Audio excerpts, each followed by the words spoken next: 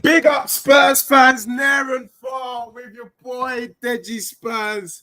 I can't wait. We are literally counting down to the start of the season. I've got my boys Arthur and Zeus in the building, and we were just saying backstage that we are starting the blueprint from scratch. Tonight, you're going to get the lowdown, the roadmap, what we are expecting from our club for the first 4 games this season. So yeah, it's really, really exciting times, especially after a dusty Euros, man. Arthur, I haven't seen you all summer, mate. Zeus, I ain't seen you all. Arthur, over to you. How's your summer been? And yeah, how was your summer? Good summer, man. Really, really good summer. I was super busy with work, and I was tuned into the Euros, but I'll be honest with you, it was probably of all the international tournaments ever since I was a kid, starting watching football, it was probably the one that I saw the least games in. I saw the England games, but I used to, when I was a kid, and even the last few tournaments, I used to like block out my diary and watch every single game. And I didn't do it so much this year because I was to. And I kind of liked it, to be honest, because ultimately I get caught up so much in all of the anger that was around for our first couple of games that always happens with people who are following England. So I didn't get caught up in that, but I enjoyed it. And I enjoyed it. I just like it very, very quickly. Very quickly, I'm just like gagging for domestic football. Do you know what I mean? The quality over the years, there probably was a time a number of years ago where international football was as good as, if not than domestic football, but that has not been the case for so long that you just want the quality of the domestic campaign again. So yeah, I'm chomping at the bit for this season. For real, I second that. And whilst you were doing the Euros, we got my boy Zeus out there in the. I keep always forgetting. I think it's the A. It's the A, right? Yeah. I was gonna say the 6th, and I was gonna just fall flat on my face. But Zeus, did you keep up to date with the Copa America, Canada? I don't know how they managed to get through their group because they look pretty dusty for what I was seeing. But yeah, I mean, tell us a bit of Copa America. Copa America was all right. I mean, lost to the big boys, and yeah, it was. I mean, we lost to the best team in the world a couple of times, so no shame in that sort of thing. But funny story, I was going to Chicago about 2 weeks ago, and I ran into John Herdman and TFC. That's Toronto FC. John Herdman is. I don't know if you guys know about the Olympics and like the drone scandal, Canadian national women. Yeah. So he's pretty much apparently the person who started this whole thing within the Canadian camp. But I ran into him at the airport he's now the coach of Toronto FC. And I didn't bring up anything, but he was a very nice guy. And he lives in my neighborhood, actually. I thought I had seen him and I confirmed that, but just, that's an aside. But a bit of a shame with the Canadian national team, but 2 respectable showings against the Argentines. A shame about the Canadian national women's team. I was more interested in the Olympics than, as I guess maybe Canada, Nigeria, those, than the Euros. A shame about England, but itching for regular Premier League quality football. No, word. I find the Euros pretty dustier than Tutankhamun. I just felt like Southgate, and there was a lot of hysteria from the UK fans, but I actually blame it down to the academy system. But to be honest, I unless it's the World Cup or the Olympics, to be fair, I actually find the Euros, the European League thing is all pretty dusty, man. I just think that like you said, Arthur, the domestic game is so interesting now that everyone was chomping at the bit, and I don't think anyone even gives a damn what happened over the Euros. We were all looking forward to what players our teams were going to sign. But let's kind of get into it because I'm excited for our club. It was looking pretty dusty as a couple of days ago, but then, things happened. But before we get into that, from what you've seen so far of our club, Arthur, pre-season, we flew out, we had the games against Hearts, we had the games against QPR, We flew out to Japan, had a game, South Korea. Can you just give us a quick overview? I don't think we don't need to unpick each of the games. We've done that before, but a quick overview and how you think we're shaping up pre-season and what you're seeing from Postecoglou. I felt really positive about it, to be honest. I was lucky enough. I love preseason. Right, I'm probably one of the few people that like. I like watching the games, and the main reason why I like watching the games, I fell out of love with it for obvious reasons. A bit under Conte and Mourinho, because even in preseason it was miserable. They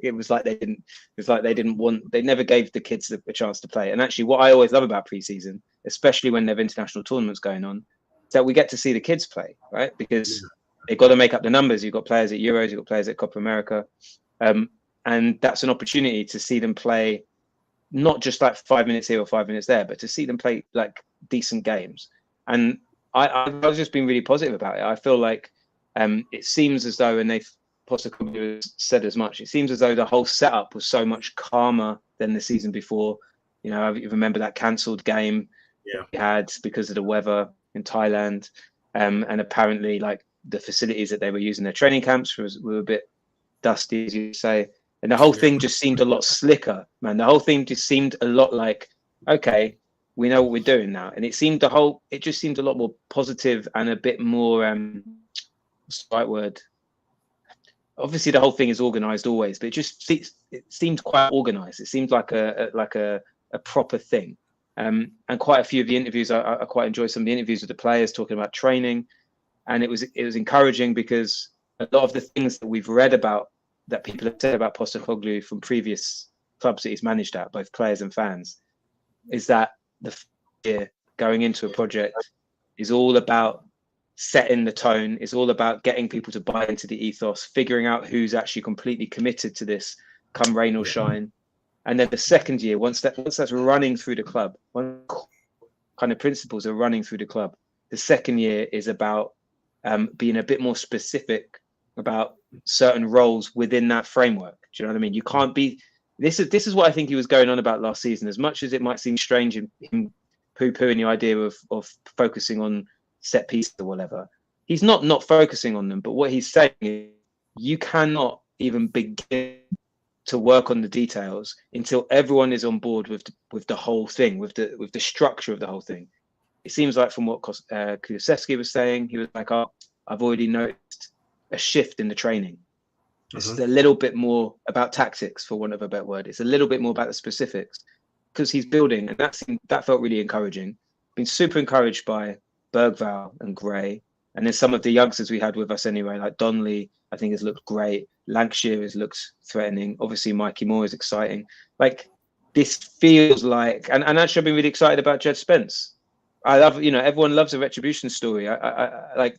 He's looked really sharp, and I think loads of us have said before that the player in him is a player. It suits Andrew's style, and then what we have now is a manager who doesn't seem to be so dictated by ego that he can't turn around and go, "Oh, this kid's turning up. This kid's got a good attitude. This kid has learned a thing or two over the last couple of years. Let's see what he's got."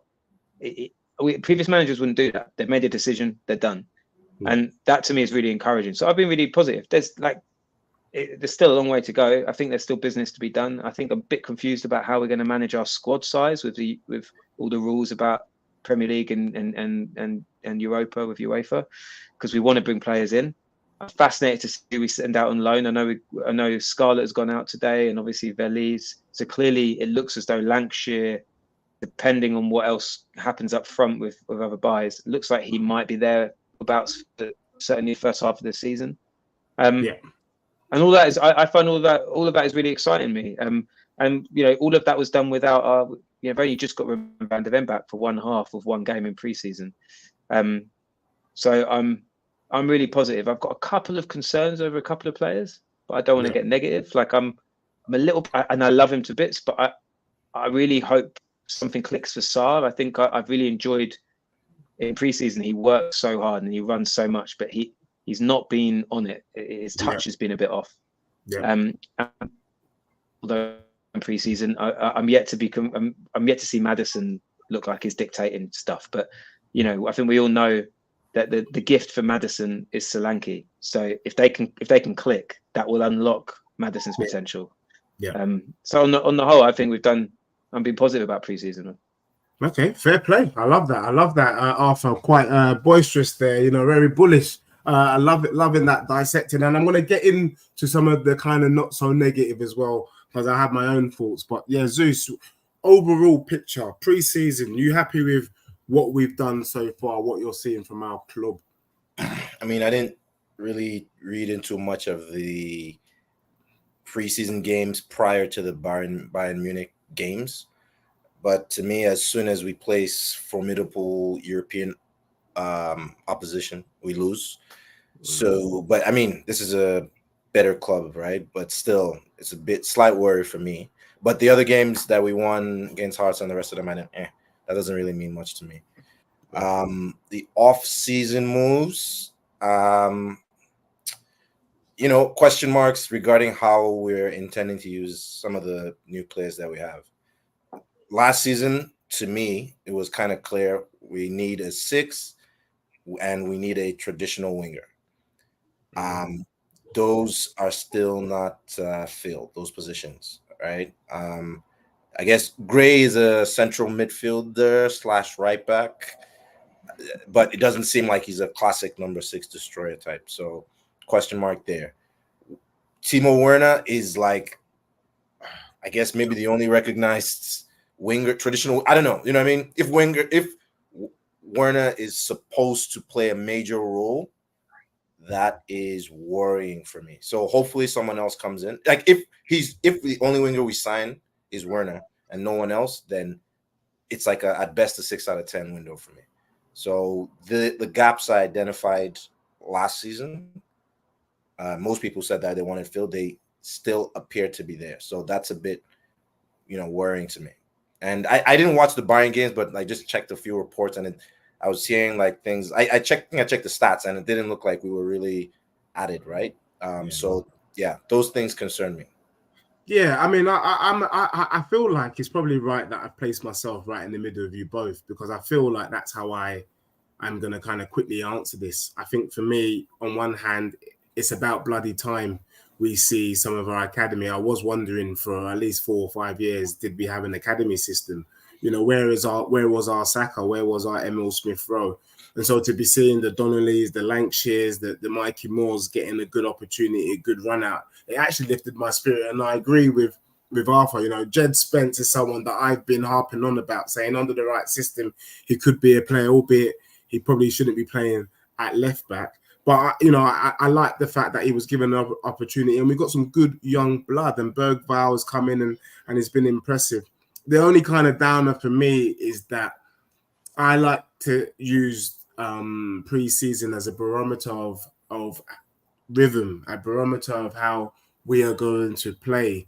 And I know we've had players away because of Euros and that, but it means that they haven't had enough time to kind of come back together, recalibrate and click. The fact that we're having to play like Archie Gray at centre-back, knowing full well he's not going to be our starting centre-back, for me doesn't make any sense. Kulusevski was playing the number 9 role as a false number 9.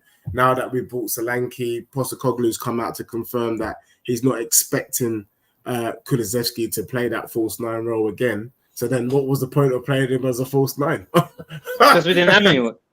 Well, I know, but also it's a waste of... also, yeah, go on, Arthur. But it's not that. But it's not like, I mean, like pre-season is about prep, right? It's pre the season, okay? And there are so many different ways to learn, right? We can look at it and go, what are we doing playing Archie Gray at centre back? Or you can look at it and go, there's an 18-year-old kid who played 52 games in the Championship at right back, which wasn't his natural position. He's a midfielder and he smashed it. And now he's come and he's turned up and he's not looked out of place at centre back. What is that kid learning? Learning about the game. Like even all the interviews you speak to him, you hear him talk about afterwards, he's like, look, any position I'm playing in a team like this, I'm learning about the game. He will be a better midfielder for having played centre half, even just for a couple of games in pre-season. Kulusevski, yes, he's not going to be our first choice number 9, but that's what Postecoglou was saying. But if you listen to his whole quotes, he was like, the great thing about Decky is he can he can start out on the wing and he can pop up in the middle. So if he's getting used to what it is to be a false number 9, and he finds that space whilst he's playing out in the wing, and then he scores a goal from that central position, which is what actually happened against Bayern Munich in the game on the weekend.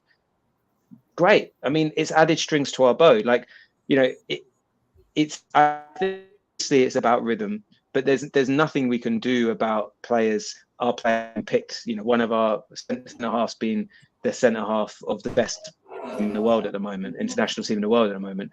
You know, Mickey van der Ven had no rhythm last season because we bought him 3 days before the Brentford, and he came on and smashed it.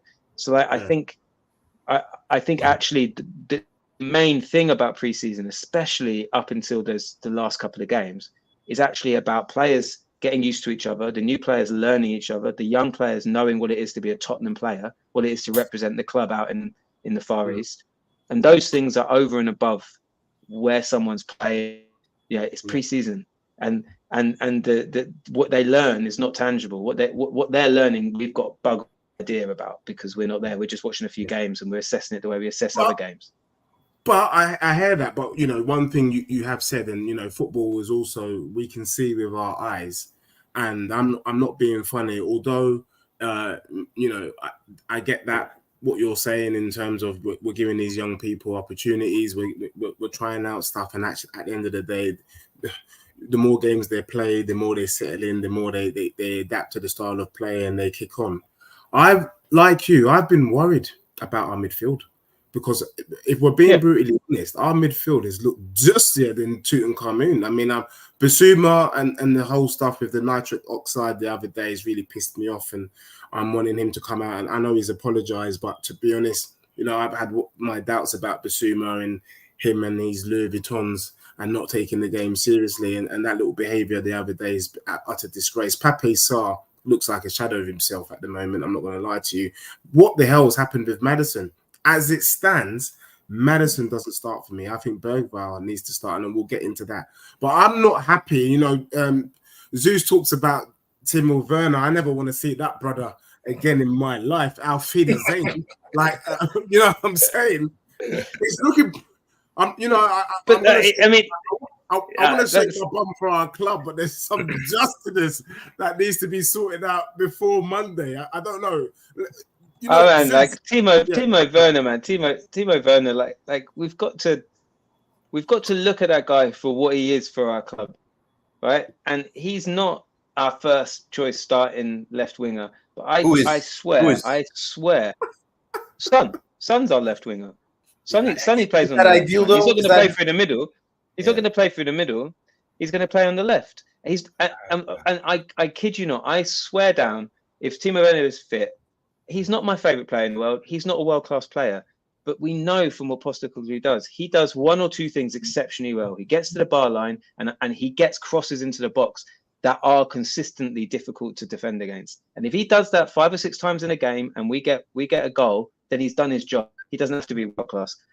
That's what we have, and I think we need to know that we're not in this business of having all these players who can rock up anywhere. He's a left winger who does 2 things pretty well, and we've got him on loan for a season. We're paying his wages. I mean, it seems to me that's great.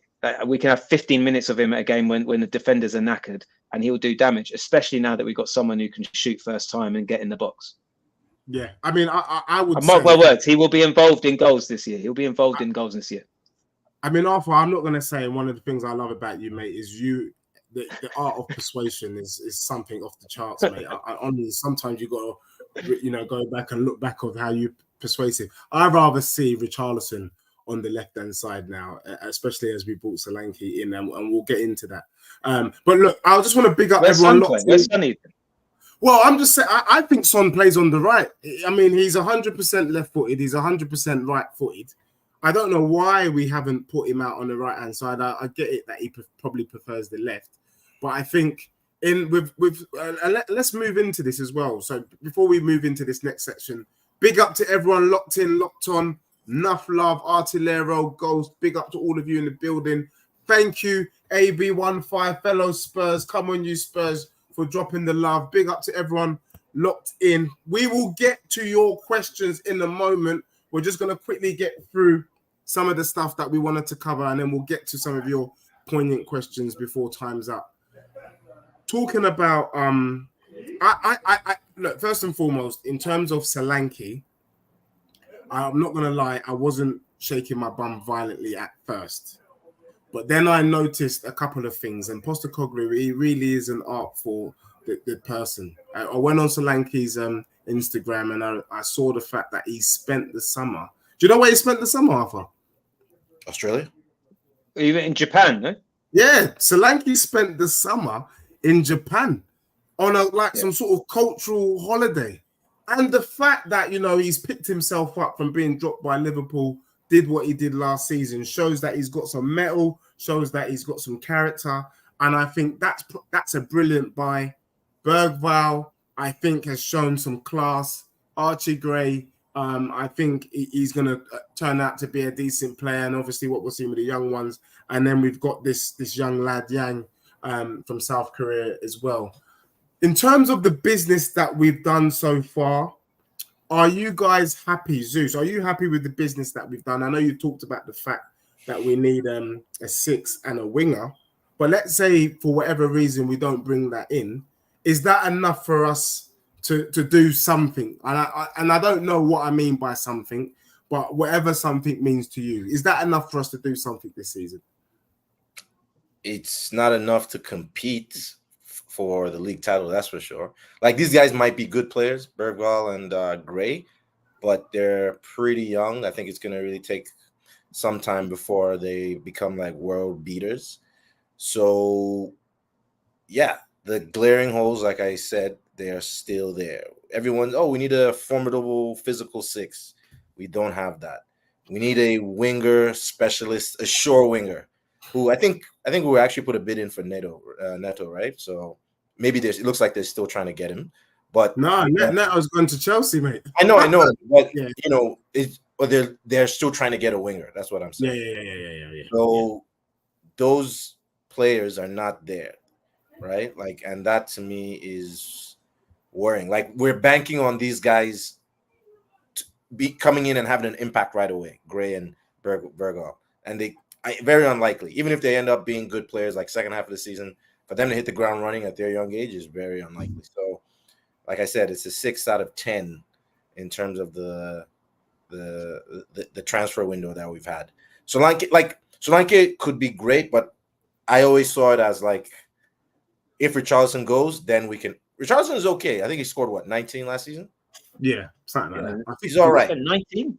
No, not 19 Prem goals. He got about 14 Prem goals. He scored. He didn't do bad. I mean, people were expecting a lot worse, to be honest. I'm a fan of Richarlison, so I thought he did all right personally. He didn't do badly. So my thinking was, if he goes, we can upgrade, right? I thought Richarlison goes, Solanke comes in, something like that. And then Son is like maybe he's up top as well. And then we have a natural winger on the left. But that hasn't happened yet. Son on the left, I'm not a huge fan of that, like I said. So, yeah, man, glaring holes that I don't think is going to get us to the level to challenge with the Arsenal and the cities of this world. Arthur, what's your response to that? I mean, that is quite... I'm surprised you say you don't like Son on the left. I think Son is the best on the left. I think if we don't play Son on the left, then where do you play? I mean, he's a left winger. That's where all his damage is done. Every now and again, he's scored goals from the middle against certain teams like Burnley or whatever, who last season under Company were neither like high pressing or low blocking, and they were a gift for a team like us. We a player like Son through the middle. But typically, in Andrew's system, our number 9 has to be good with his back to goal, has to be strong at holding up the ball, and has to be good at holding up the ball and laying it off. Now, those are not Son's attributes. Yeah. On the left, he cuts inside, he stretches play, he gets to the byline, and he crosses with his left. It's why I wouldn't put him on the right, because the way we play with our inverted wingers and our inverted fullbacks is we need our wingers to be getting to the byline and whipping in crosses on their strong foot. If he's cutting into his left foot, Son, when he's on the right, that's the wrong kind of ball for the way we're playing. We need get to the byline and cross it in. That's why Brendan Johnson's on the right. Still lots of improvement to be made by Brendan Johnson, by the way, but still we can see what the idea of having him there is, because he's pacey as fuck. And the same with Son on the left or Werner. I like Richarlison as well, but like we're not in a position to be buying players to replace players. We've got to build our squad. We were so light last year when Richarlison had a really good run of like 8 goals in 9 games, wasn't he? And he puts himself about and he does more than just scoring because he's good with his back to goal and because he's strong. I would be absolutely gutted if we bought in Solanke and sold Richarlison and then didn't get another striker. Like we need to have players competing. We have to think like that as a team. We're going to have a guaranteed 8 games more this season than we had last season, and that's even if we don't qualify from what will be a pretty easy Europa League group, and if we don't get beyond the first couple of stages in the domestic cups. So that's 8 games more. We will probably have double figures more. And last season, as soon as we got found out, and by that I just mean teams figured out what we were doing after the first 10 games, we lost a couple of players in key positions. We were backs against the wall, right? And I wasn't not proud of them. I thought a lot of them did really well. I was really proud to go to Man City with Emerson Royale and Ben Davies at centre half and get a point. Like that's ridiculous, but it was never going to be a long-term option. And actually, we learned a lot about those players and a lot about our team like that. But we can't afford to do that again. We can't afford to be in that position. And Richarlison has to be competing with Solanke and coming on. You know, maybe some games he'll start and maybe some games will come on for 30 minutes and it will give the defensive teams questions that they need to now answer. If all we've got is one player and a good player in that position, we're not going to get to the next level. If we stopped here and we didn't get anyone else, I'd be disappointed simply because Postecoglou has clearly said he expects there to be more activity. And I clearly want him to get what he wants. And I think he clearly... What is that? What does he want? He wants another winger. He wants a versatile, direct winger. He does. But at the same time, like, it's a process, isn't it? He wanted Solanke and we got Solanke, but it's more complex than just going, I want that player, here's the money. Like it was a whole process. It was about obviously figuring out how he fit into the system, figure out what kind of person he was, and then negotiating with a club who had a player with a release clause and still like 4 years or something on his contract. It's not as simple as like just we got the money. So they're working on stuff, and he wouldn't say, I expect there to be more activity. In the same way that before we signed Solanke, he said quite confidently, the area that we are focusing on is up front. He wouldn't have said that if he didn't know that we were far down the line of getting something done. Yeah. So I expect us to get more players. I expect one of them to be a wide forward, whether that's left or right or someone who can play on both. Obviously, I think there was some interest in Neto, and that's not happened anymore. I don't know who that other player is, but I think I said to someone a little while ago, and obviously it wasn't on this, it was actually a few weeks ago, and I think Solanke had sort of been mentioned loosely a little while ago, but there wasn't any firm stuff going on. Everyone was talking about Jonathan David, you know what I mean, Ivan Toney, right? Yeah. That's what they were talking about. And I remember saying to someone, I'm really excited that when we get our striker, which I think we'll get, I think it's going to be a surprise. I think it's going to be someone that hasn't really been mentioned in a way, because everyone's going on about these like typical number 9s and Ivan Toney and target man. And actually, even though it wasn't like out of the blue, as soon as Solanke got mentioned seriously, that was the first time he got mentioned seriously. Then he got sorted out in 5 days. Literally, that just never used to be like that. It never used to be like that at Spurs with transfer business. And I think the transfer system has changed a lot, because clearly what happens now is clubs talk to players a lot before a bid goes in, and bids only go in when they're really confident that a player is up for joining them. They've probably already agreed.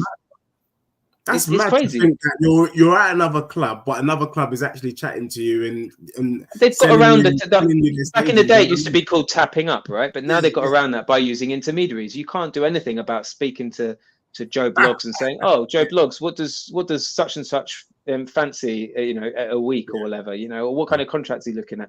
How does he think about the Tottenham Hotspur Stadium? Oh, he really likes it. Oh, he'd love to play there. Oh, okay. Do you know what I mean? You can't do anything about that, and that happens so much more now that I think I find it quite exciting it feels more mature. It feels like we're in a level of like we're not panicking, and a lot of that comes from Postecoglou. It's like I'm not stressed.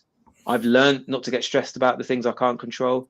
We will not change our approach. We're only going to get players, and we know now that if a player comes through that door, it's because he really wants him, and then everyone is confident in that. Never used to be like that back in the day. Yeah, you only have to go back to Conte. He was like, "Oh yeah, Jed Spence, good player, club signing." Yeah, rubbish. He laid a groundwork for what would happen with that kid before he'd even kicked a fucking football. Yeah, and Postecoglou just doesn't put up with that shit, and that's why it's exciting. So if we get no one else, I'll be disappointed because we clearly want to and planning it. But if we get, and I don't know whether we're going to go for a number 6. To be honest, I know we've spoken like this before, Zeus, but I just whether we think this is right or not, Postecoglou is not going for a battle at number 6. He's not going for ball breaking number 6. He's not going to go. He doesn't want him in his system. He wants someone who he'd sooner play Bentancur, and I think Gray is a medium to long term competition for Bissouma at number 6 and Bentancur as well. So out of 10, what are you rating it so far? Then forget the potential new signing. If we don't get any more, I'd say it was a 7 because I would want more, but I'm very happy with what we've got. If we do get do you know what I mean? Like if we get a winger, and that's what we wanted, and it's a wing we're excited about, then it will be more like a 9 because I can't think of another striker that we could potentially get other than Solanke. Who could we have got?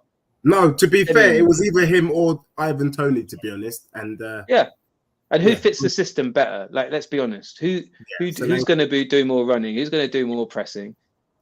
Yeah. I mean, who's more of a Postecoglou player? To watch Solanke, the way that he's played, and I've seen some footage, the work rate, it does make sense. It didn't make sense at first because I did think he was a little bit lightweight, but the more I'm seeing his game and listening even to the Bournemouth fans, I've been listening to quite a lot of Bournemouth fans who quite frankly seem to know our club better than some Spurs fans. They seem to also think he's going to fit like a glove in our system. Because he switched. It's because he switched. His game changed as soon as Iriola came in at Bournemouth. Yeah. As soon as he got a manager that asked for pressing, he switched and he smashed it, playing through the middle and pressing. So you've got a player already who plays for the manager. And to be honest, like it happened last summer as well, and also I think in January when we got Dragus in. Our transfers now, it's exactly what you say, Desh. Like it just makes sense. How often do we say that?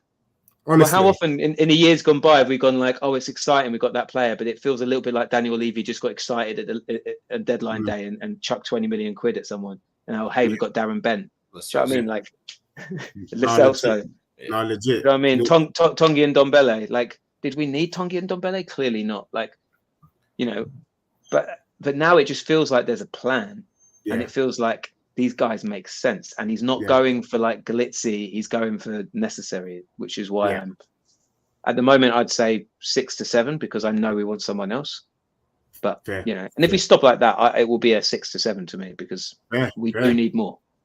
Yeah, no, 100%. Now, big up to everyone locked on Zeus. I'm going to bring you in. Big up to my boy Sean in the building, PRTV, dropping them bombs.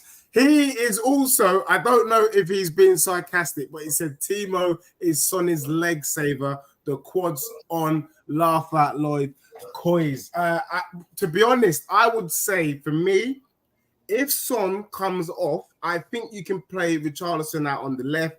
Hear me out. He was effective doing that at Watford. He was also effective doing that. I mean, I know he only got about 10 goals, but on the left-hand side is Richarlison's best position. I rather see Richarlison on the left than Timo Werner. I know we can all have different opinions, and that's what makes football the wonderful game that it is. I'm just trying to get into the chat. Big up to everyone locked in, locked on. We are dissecting Spurs season so far, well, pre-season, what we've seen from our club.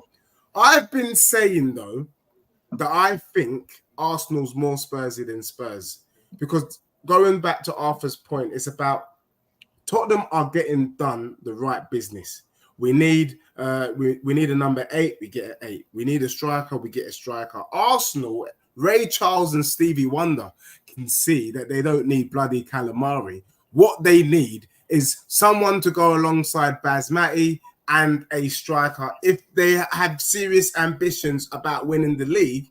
And these dusty guys have gone and brought another left back to the best defense in the country.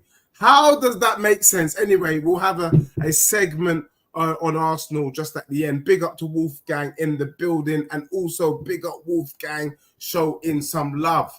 Thank you, my G. So, look, I think quickly, because other shows have talked about all of that stuff, so Spurs fans have heard about all of that.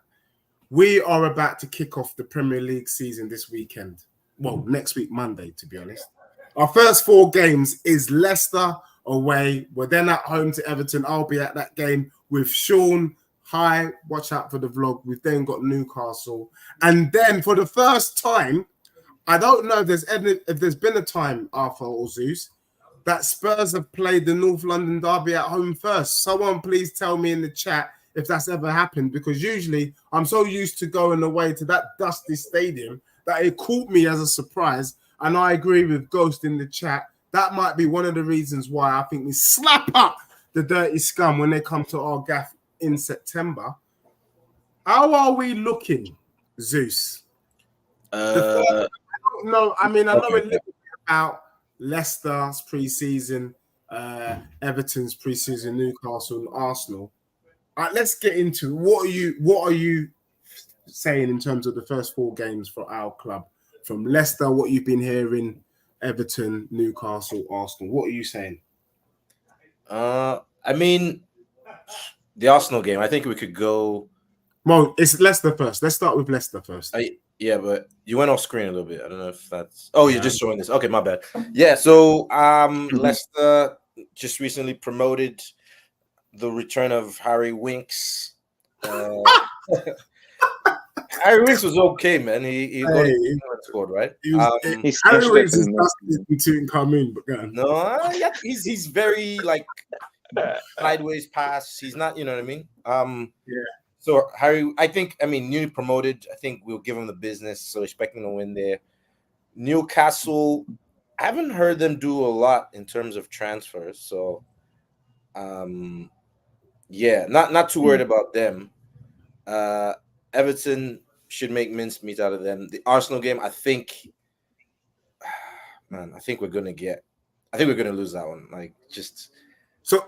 Okay, go on. Yeah, I've got us with 9 points, right? Like, just Ange's back. Oh, sorry, his second season, and I know he does do better in second seasons and whatnot, but I still just think that we are all the signings we've had haven't bridged the gap enough, and I still think his players, his squad, he's been there much longer. This is a well-oiled machine at this point, right? What he's got over there, and I still, like I said, I don't think we have the players to really challenge the big boys. So 9 points out of 12 for me, I see in the first 4 games. 9 out of 12. That's not bad. I mean, I think you're showing a little bit too much respect for Arsenal. I've seen that club, and I can't shake my bum for that club. But anyway, we'll get into that in a moment. Arthur, what are you saying? First 4 games, Leicester, Everton, Newcastle, Arsenal. I'm going to try and be like my realistic self as well. And I won't be disappointed with this. Obviously, it depends how the games go. But I see a couple of wins and a couple of draws, to be honest. And I think like settling into the season, I don't necessarily think that's a bad return. I think there are some things. Newcastle don't seem to have done a hell of a lot in the transfer market. I know they've been after Mark Guehi. And it looked like it was getting there, but Chris, whatever his name is, Steve Parish came out today or something and said, look, they've got nowhere near the bid that would make us sit down and talk. He's an elite level player. He's upper echelon sort of player, and they're not there anywhere near yet. So it seems like that is the aim for them, was to get him in, and they haven't managed to do it. I think they clinched they got Lewis Hall, didn't they? I think. Was he not on loan, and then they turned that into? I think that was it. So they haven't done a hell of a lot. They got some guy they got the goalkeeper that he bought from Nottingham Forest as well. Yeah. So they haven't done much, but that doesn't mean to say that, you know, early on this season, probably their second home game against us. I think that's not an easy game to win. So I'm kind of, my head tells me beat Leicester home, draw against Newcastle away, and draw against Arsenal at home. So I'd say, what's that? 8 points. 8 points from 12 is my first blueprint. Big up to Arthur there. So we've got bold predictions. Zeus giving us 9 points.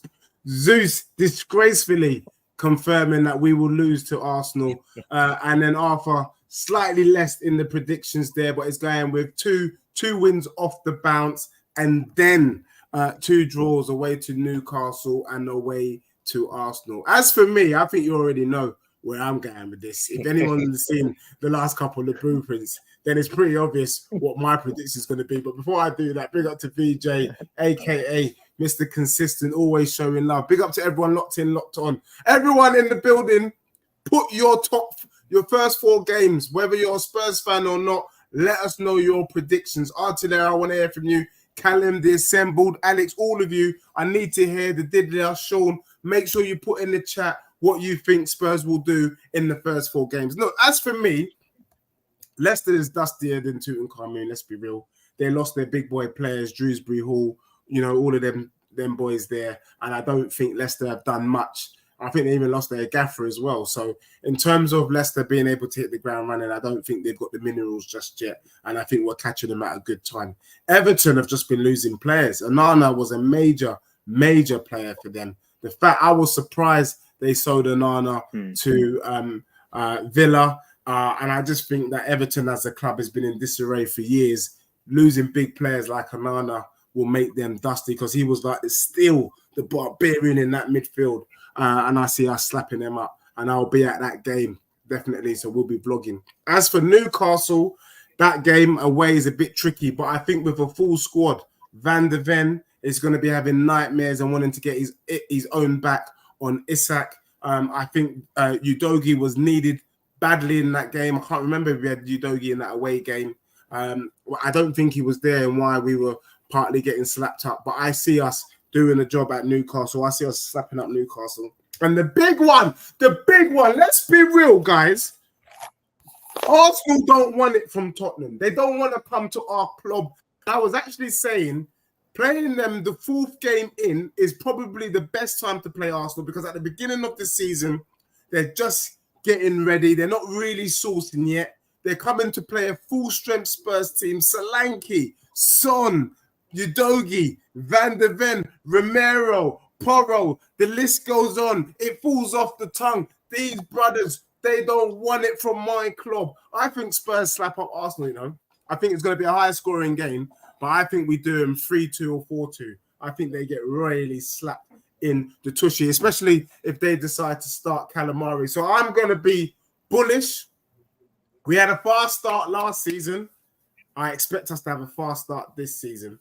And also because I still think that Arsenal will struggle. And we'll talk about that briefly. So I'm going with 12 points for our club. 12 points for our beloved Spurs in the first 4 games of the season. And Arsenal have to get a beating. They deserve that beating right there. Locked in, locked on. Man, look, we're doing really good for time. 45 minutes in. Really just want to wrap up in the next 10 minutes or so. All 3 of us have been quite bold with our predictions. 8 points being probably the lowest prediction, conservative from Arthur. It's not a bad start to the season. So we're all expecting good starts from our club this season.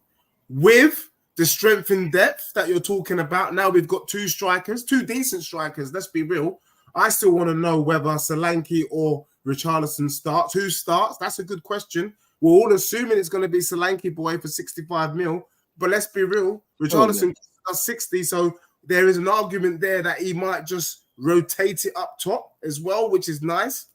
We've got enough midfielders. Bentancur's back. Maddison's back. We've got Kulusevski who can play as a replacement in that number 10 role. You know, we've got Pape Sarr, we've got Mikey Moore, we've got Bergvall, Archie Gray, Bissouma. We've got strength in depth. I think where we're struggling is in the back line.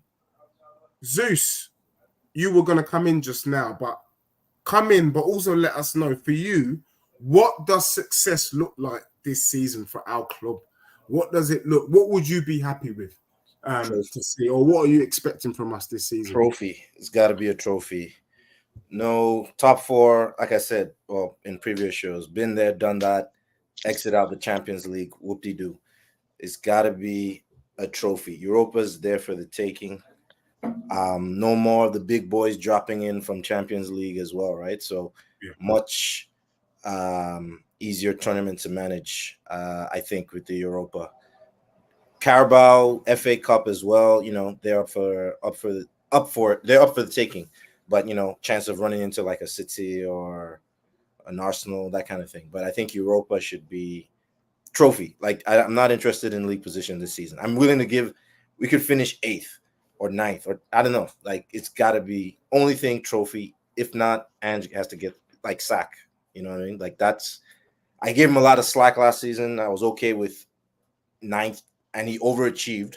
But I'm at the point now that success is all about winning. So no more Champions League qualification. We did that. We've been there, like I said, and done that. Trophy, man. Europa. So win the Europa League, and where do we need to finish in the league? I don't care where we finish in the league. So you don't care as long as we get the Europa League. They should put a priority on the tournaments. Okay. Because I think we've done a lot of the top 4 finishes, and I don't know. I think we're a big enough club that even if we miss out on, like we did last season, if we miss out on Champions League, we can still attract big names or that sort of thing. Like it should be 100% win, change the focus a little bit or a lot. Like all the Carabao Cup, don't rotate the squad as much and be bounced by like Fulham like the last time we were out. Like we have to win a trophy. I think like that's I'm at that point. I'm done with all the niceties. We finished our top. Nah, it's got to be a trophy. Fair. Arthur.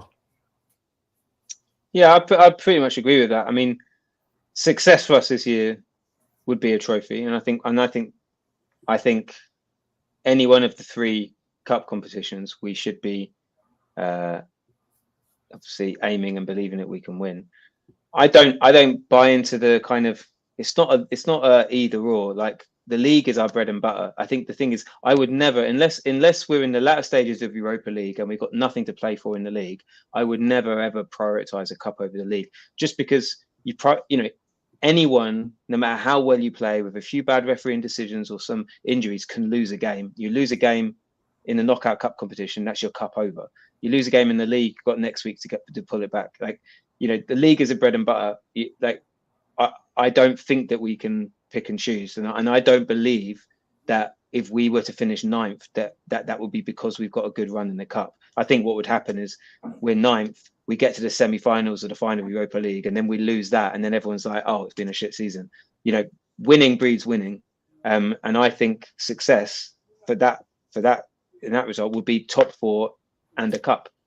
And if we get to the, we've got to have a bit of nuance here. If we get to the final of the Europa League and we lose it and we finish top 4, that's still a lot of progress. Do you know what I mean? That's still progress. It still wouldn't be successful, but it would be progress, and it certainly wouldn't be a season that I would then turn around and say, "Oh, and you haven't won a cup, so you're done," because there's got to be some nuance about it. Yeah. But if we really like flop in the Europa League, we don't get out of our group stages, and we're out in the first round of the League Cup, and we're out in the first round of the FA Cup, and then suddenly we finish in 6th or 7th in the league, we've gone backwards.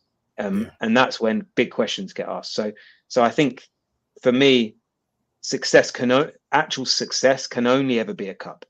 We can make progress without success, and what that looks like at the end of the season, I'd have to wait, because it all depends on what's going on in the season. But I believe we have it. This team should be aiming to go deep into the cup competitions and finish in the top 4. Top 4 is going to be a scrap this year. There's so many, like it always is, but there's so many unknowns. There's going to be a surprise team that we're all expecting to do well, that doesn't do well, and we just got to make sure it ain't us. We just got to make sure it ain't us. I actually think that surprise team. So top 4 in the cup is where I've been. Yeah. Would you accept 8th in the Europa League? Would you accept 8th in the Europa League? Would I? Yeah. Yeah. I mean, I would simply because, like, for me, it's not about it being all about getting into the Champions League, but what we're talking about is progress. And Postecoglou had a point, and we all sort of thought about this at the end of the season. Like, we weren't ready this year to make a fist of it in the Champions League. It was going to be detrimental to the development of youngsters because we ain't going to play youngsters in the Champions League. What we have now is the opportunity for young players to get minutes in the Europa League and for us to build something so that the next 2 transfer windows, and if we're in the Champions League next year, we're actually ready to kind of make a fist of it, right? And those younger players have played more and then they can play in the Champions League. So winning the Europa gets us into the Champions League. So yeah, Europa League and 8th, yeah, I mean, I would take it, but there'd obviously there'd be some questions over why we're 8th. That's not good in the league. And we finished 5th last season. Progress is finishing higher. Yeah. Success is winning a cup. Progress is finishing higher. And depending on what that looks like, I'll be happy with one or the other. But if we finish 5th again and we don't go anywhere in the cups, to me, that's not success. So I wouldn't accept it. Yeah, and big up to you. At least you're showing a bit more, mental, a bit more mentality, a bit more ambition than some Man United fans who were shaking their bum violently, despite the fact that, yes, they won their FA Cup, but they took 14 L's last season. For me, I'm kind of riding off the Arsenal motto. And Zeus, this special number is for you.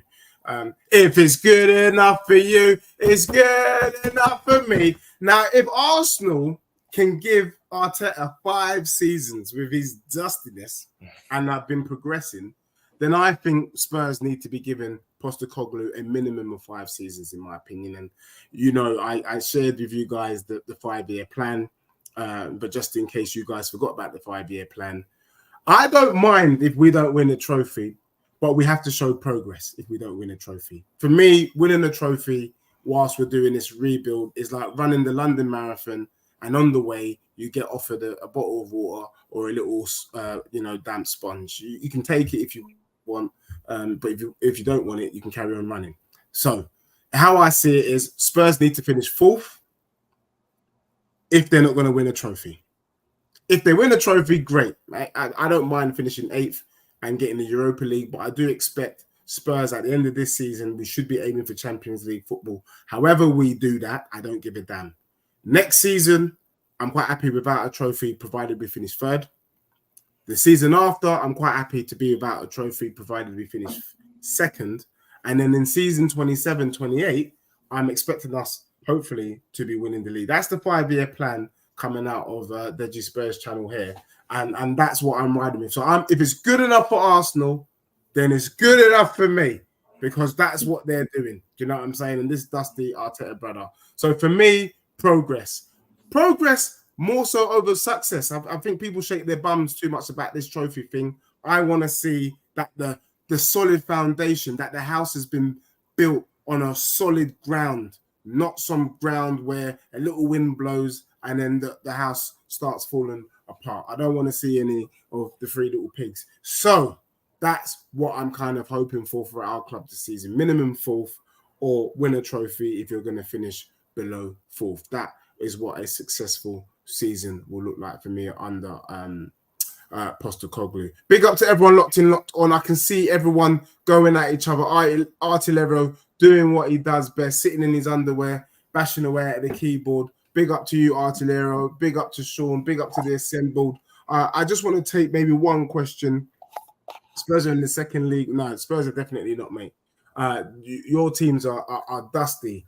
I just want to quickly get your top 6 quickly as we are wrapping up. And also, if you had a dark horse, who is the dark horse that we should be looking out for this season? Zeus, I'm going with you. What is your top 6 for the season? So in terms of prediction.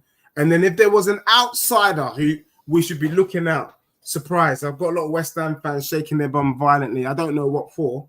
But anyway, just putting it out there as little hints and clues. What would it be? Who would it be, Zeus? Okay, top 6.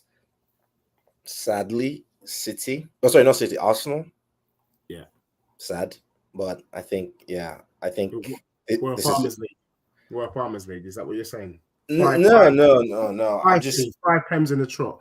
No, not City. I mean Arsenal. To win the league? Yeah, man. Wow.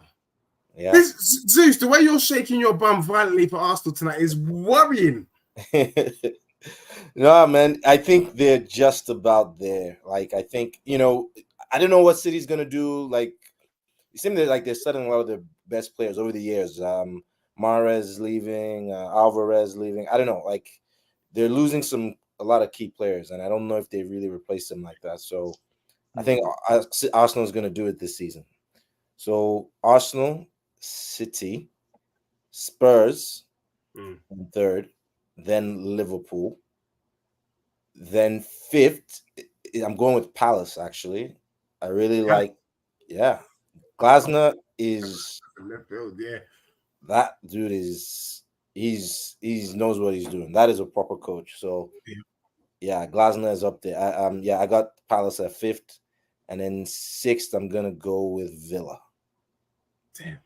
Do you know what? If you put money on Crystal Palace to finish fifth, mate, you could get yourself some big returns on those odds. Look, it's not financial advice, but that's an interesting outside wild card. So are you saying your wild card is Crystal Palace this season? Yeah. Glasner is, I think he's like... But they've lost the lead. Say they could lose Eze to us. Yeah, I mean, if what are you saying? Gray as well. He could go Newcastle. If someone pays the money, he's gone. Yeah, I think if they play similar to how they were towards the end of last season, like that. I mean, Glasner is a top coach. Like, to me, I heard a lot. Like, we wanted him before Postecoglou, right?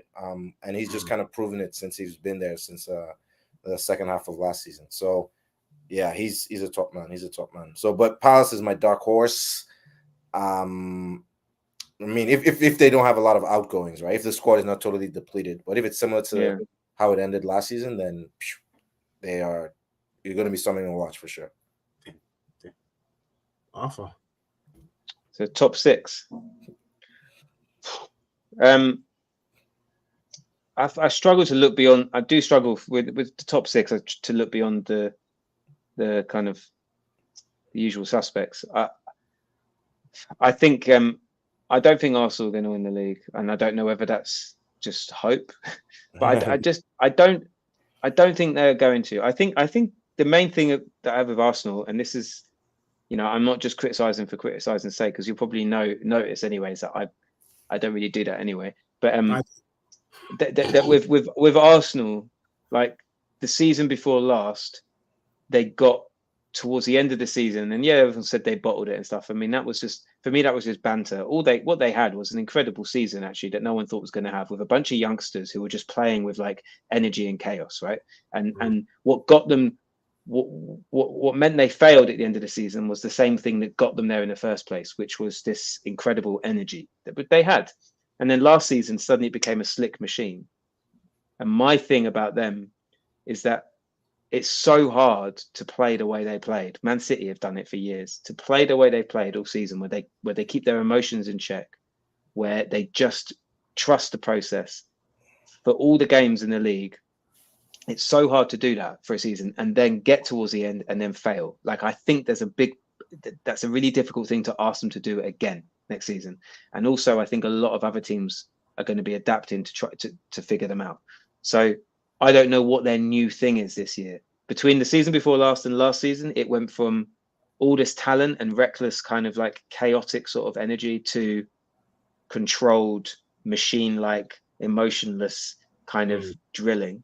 And I don't know what their shift is going to be this year. And unless they have one, I don't see them winning the league. Personally, I still find it hard to look beyond Man City. So I do think Man City will be top. I think Arsenal will be in the top six for sure. And it wouldn't surprise me if it was City. I know you were saying you think Liverpool might be the one that struggles.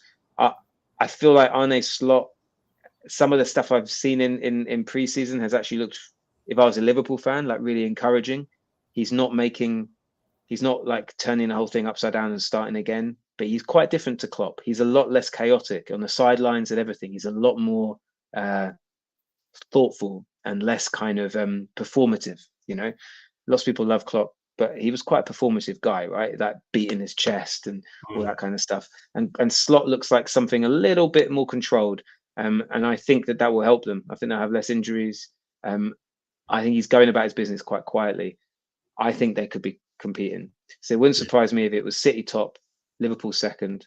I'd like us to be third. And I think we'll be top 6. I'm going to stick us in third. Arsenal fourth. And I think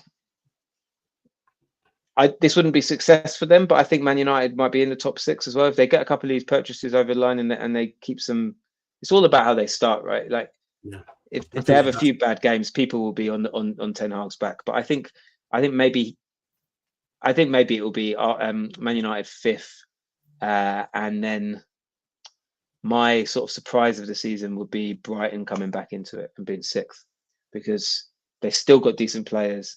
I've been quite interested. I've been reading a bit about the guy that they got from St. Pauli, was it? It's a St. Pauli from the Bundesliga. Just quite interesting. Just because I like them as a club, just because they did well under Potter, and then when he left, they did well under Iman De Zerbi. So that would be my surprise package. I don't think anyone's expecting them to stay up there, so I'd have them as 6th. And I noticed that we haven't yet mentioned Chelsea. I mean, the thing about Chelsea is that they're a basket case club, man. They may well finish in the top 4. They may well finish 10th. But whatever it is that happens with them, they're a fucking basket case. And I wouldn't usually say this because I don't have a lot of compassion for Chelsea fans. I've got mates who are Chelsea fans or whatever. It's just football fans. But I feel a bit sorry for certain Chelsea fans because the club, like, I don't think their ownership care about winning anything. It's like this weird sort of American kind of franchise thing where they're just buying up players to have assets. It's fucking weird. The amount of money they're spending and the types of of all the players they've bought, they still haven't bought a striker. Yeah. So they've got another winger and another tricky winger. And I don't really see that as a plan. I see that as, the way they've treated like Trevor Chalobah and stuff, and they've been like, rejected him to under 21s or something until he finds another club. It's like it's all about all the players are, all the bits in that club are just commodities, right? For the ownership, and that can only end badly. I do not understand why any player would sign for them at the moment. Genuinely, like, I don't understand it. I mean, obviously they're getting some coin, but 7-year contract for Neto, and he's not expecting to play more than 15 games, so he's for easy pickings.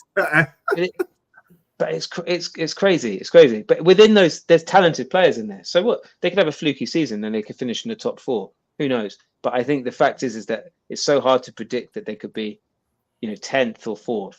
I think they're a basket case. So I'm not gonna put them in my top 6. So what did I got? I got Man City, Liverpool, Spurs, Arsenal, United, and Brighton. So Brighton are my surprise package.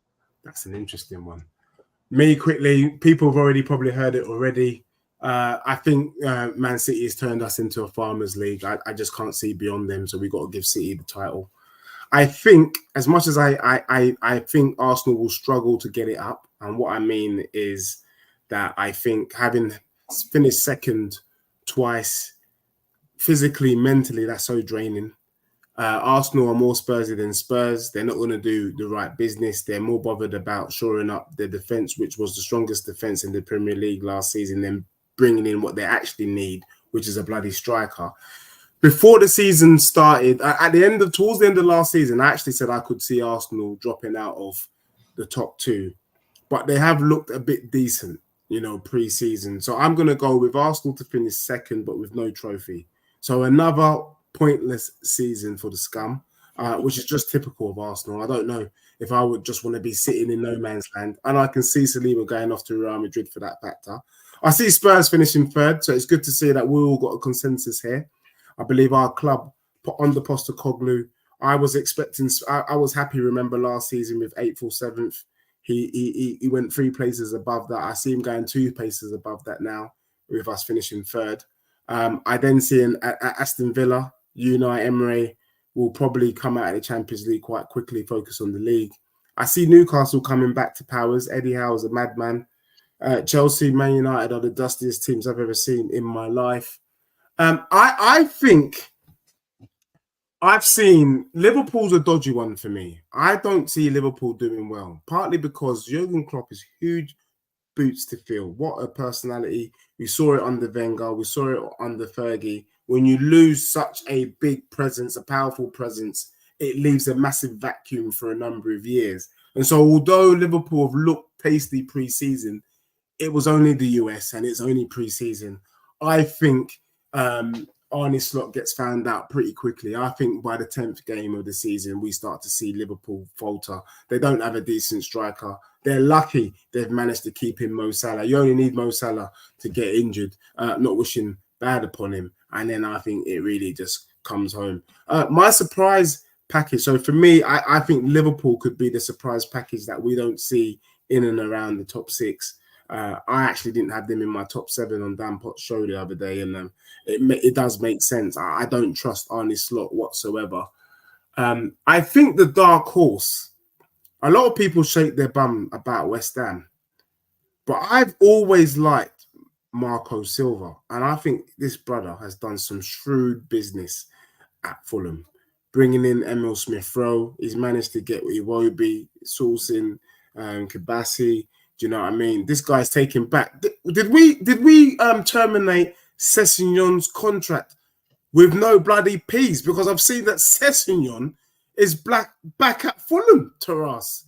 So we didn't get any money for him. I'm looking at you, Zeus and Arf. Did we really just give Sessegnon back to Fulham for free? Because that's just no. We just had his contract ran out, and then we had an option to either extend it by a year or not.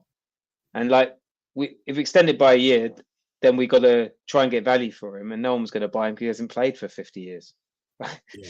So like, you know, and God, but like you know, good luck to him, man. Because I want him to do well at Fulham, but he was never gonna be ahead of Udogie, was he? Like, he was never going to be competing for Udogie, and so I hope he does well at Fulham. I really do. Yeah, but just don't score past Spurs. Do you know what I mean? One of them ones. Well, big up, man. It's been a pleasure. You know, the blueprint is back. We're kicking. The season kicks off this Friday. The dustiest team, one of the dustiest teams I expect to be dusty this season. Man United. I don't trust Eric Ten Hag. I think if Man U get rid of Ten Hag, they can have a decent season. But under that brother, I don't expect United to do anything. And I agree. Chelsea is one of the justiest team, and they are a hot mess. So I won't be mentioning Chelsea on this channel, and I don't expect to have a Chelsea fan on this channel some point during the season. Arthur, Zeus, it's been a pleasure. We did it in 1 hour 7. I tried to get it in on 1 hour. Big up to everyone that was locked in, locked on. Big up to Sean, Wolfgang, VJ, Oregon Gooner, Josh, Toxic, Big Rock, the Diddler, all the people, Artilero, Destiny 5, Ghost 88, all you showing love. Big up to you. Anthony Clark, AB15, all of you, Alex, all of you showing love. Big up to all of you. There's going to be streams every day. It's going to be a madness. I'm going to try and keep it consistent this year. And so thanks for tuning in. And you're going to catch us again, if not after the Arsenal game. After the Arsenal game. Zeus, I'm going to the Everton game. I'm going to be making up hella noise in the stands. And bloody hell, Arthur decides that's the bloody game he's going to miss this season. Thanks, Arthur, for avoiding me again. But on that note, big up to everyone locked in, locked on. Have a good evening. And we are